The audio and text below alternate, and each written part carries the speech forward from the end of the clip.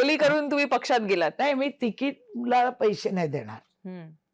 तुम्हाला मी पाहिजे, मी तिथे खर्च करीन. मला तिथे पैसे नको. मी ती निवडणूक लढली. मी कधी पार्टीकडे ₹1ची अपेक्षा नाही केली. माझ्या हिमतीने, माझ्या कष्टाने मला जितकं करता येतं मी करते. मी कधी मुख्यमंत्री साहेबांना बोलली नाही, की मतदारसंघात अमुक-अमुक आहे, मला पैसे द्या. मी कधीच नाही.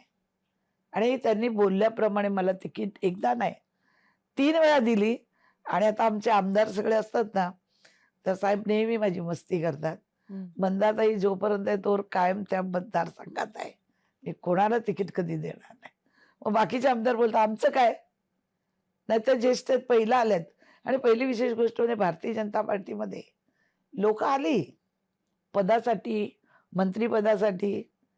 पण मी तर सगळं सोडून आली तिथे.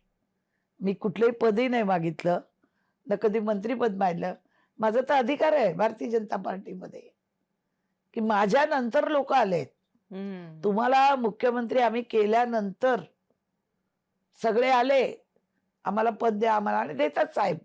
साहेब खूप भोळे आहेत.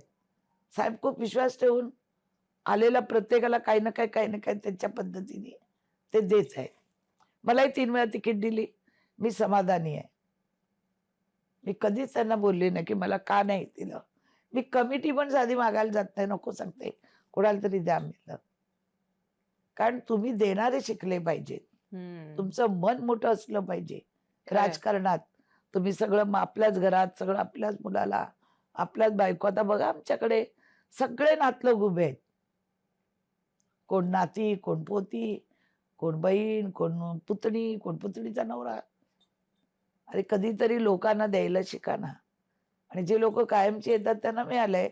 नवीन लोकांना संधी नाही आमच्याकडे. म्हणजे आमच्या नवंबेचं बोलतोय आम्ही.